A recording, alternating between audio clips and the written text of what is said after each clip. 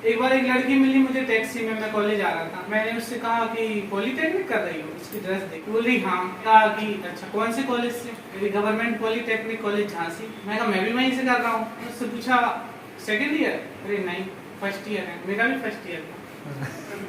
और उसके बाद मैंने कहा ब्रांच? अरे मैकेनिकल। मैं भी मैकेनिकल से। मैंने कहा मैकेनिकल में कौन सी, ऑटोमोबाइल या प्रोडक्शन? She replied automobile. वो मेरी बैचमेट थी। उसने मुझे एक फाइल दी। दोस्तों को पता चला, बहुत अच्छे दोस्त मेरे, धर्मेंद्र जैसे। इनके मन में एक ही ख्याल, भाभी मिल गई, भाभी मिल गई। दूसरे दिन सब लोग खड़े हैं कि भाभी को देखेंगे, भाभी को देखेंगे। मैंने नहीं कहा था कि वो इन लोगों की भाभी है, लेकिन सुन के मुझे भी कुछ बुरा नहीं लगा। वो मेरे पास आई, वो 2 व्हीलर से थी, अपने बॉयफ्रेंड के साथ। मैंने ऐसा कुछ सोचा नहीं था, लेकिन मैं भी लड़का हूँ तो आप लोग मेरा दुख दर्द समझ सकते हैं। हमारे हॉस्टल में पुलिस आ गई और मैं देख रहा हूँ, ऊपर के रूम से देख रहा हूँ कि नीचे पुलिस है। पुलिस वाले ऊपर आने लगे, हम लोग गेट बंद करके कमरे के अंदर। पुलिस वाले ने जैसे गेट बजाया, ये धर्मेंद्र बुक खोल के बैठ गया। सोच रहा हूँ कि गेट खोलूं, फिर मैंने उससे पुलिस वाला है, मुझे झापड़ ना मार दे। उसे पता है आलू पक गया नहीं, तुम लोगों को पता है यार। पहली बार जब मैं पेपर दे रहा था, एक लड़की आई मेरे पीछे आगे बैठ गई। हाँ सुंदर थी। मैंने उससे कहा कि आप तो चश्मा लगाती हैं, पढ़ी लिखी तो होंगी, टॉप करेंगे, मैं ईश्वर से प्रार्थना करूंगा, भगवान से दुआ करूंगा। कही हाँ ठीक है। तो मैं कहा मुझे पास करा देगा। वो सोच रही कि अरे हम साल भर पढ़ के अपनी आंखें फोड़े और तुम कह रहे हो मुझे पास करा देना। और जैसे तैसे उसको कन्विंस किया, पेपर शुरू हुआ। मैं चीटिंग कर रहा हूँ उसकी, बल्कि मैं शिवपूजन जैसी चीटिंग नहीं कर पाता हूँ। ये लास्ट बेंच पे बैठ के पहली बेंच वाले की चीटिंग कर लेता था।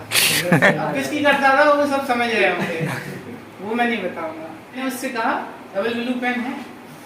वो कह रही है एक तो तुम पढ़ के नहीं आए हो, ऊपर से पेन भी नहीं लाए।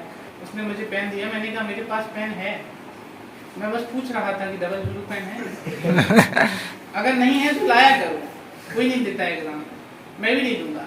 उसके बाद लिख रही है advantages of communication and disadvantage of communication. मैं एडवांटेज उससे पूछ के लिख रहा हूँ, उसने एडवांटेज में एक डिसएडवांटेज लिख दिया। मैं कह रहा हूँ ये डिसएडवांटेज है, वो कह रही ओ, उसने उसको करेक्शन किया। और जब वो डिसएडवांटेज लिख रही थी, उसमें एक एडवांटेज लिख दिया। मैंने कहा ये एडवांटेज है।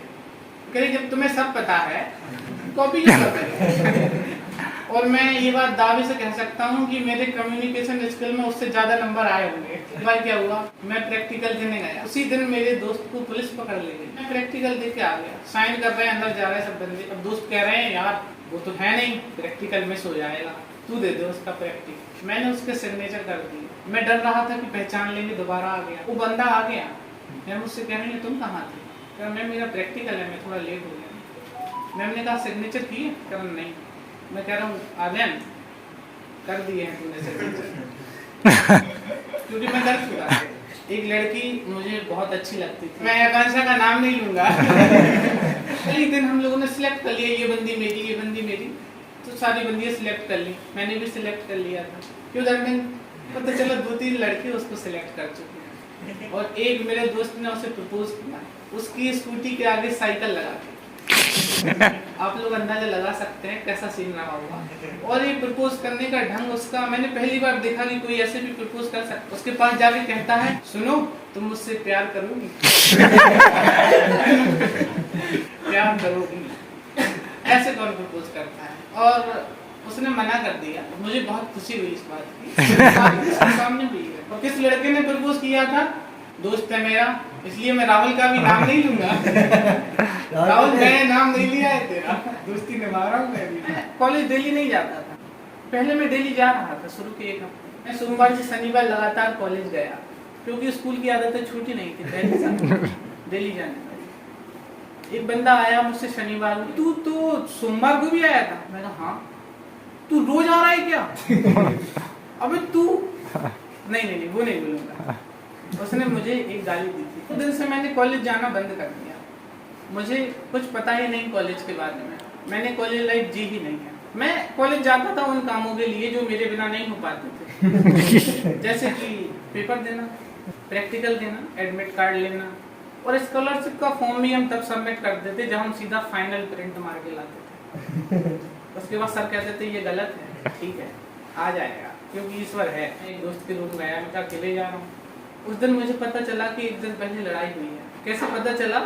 मैं बैग में कुछ किताबें लेके आया था, कॉलेज पढ़ने जाते हैं, किताबें निकाली, मेरा बैग खाली कर दिया। मेरे बैग में उसने एक चीज रखी, प्लम्बर।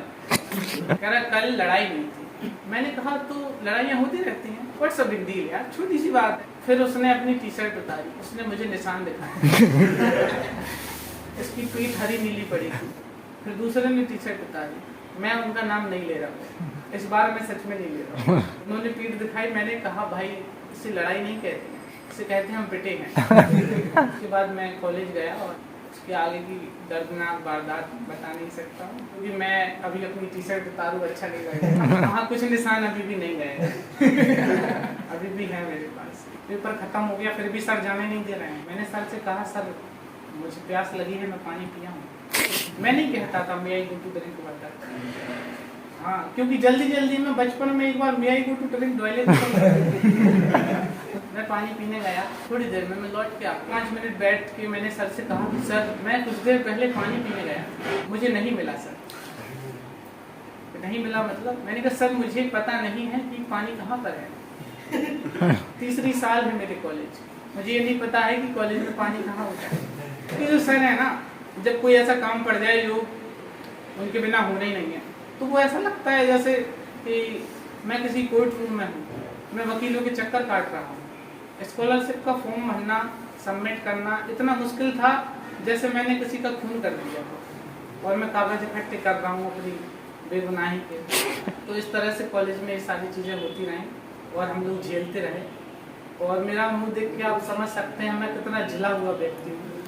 हम लोग एक जापानीज कंपनी में काम कर रहे हैं, यहाँ हमें जापानीज सिखाई जाती है।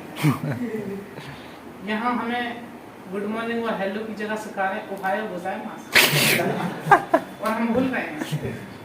मैं कम बोलता हूँ, मैं गुड मॉर्निंग बोल देता हूँ, क्योंकि मुझे ये लगता है जापानीज बोलते टाइम मेरे मुंह से कोई गाली ना निकले। हाँ, बहुत मिलती जुलती है, कुछ गलत ना बोल दो। एक वर्ड है वो या सुमी ना साई, इसका मतलब है गुड नाइट। स्वर सुन के लग रहा है ना मैं सोऊंगा ना तुझे सोने दूंगा। वो या सुमी ना साई मतलब है गुड नाइट। इस तरह की चीजें हम लोग कर रहे हैं कंपनी में। कंपनी का नाम नहीं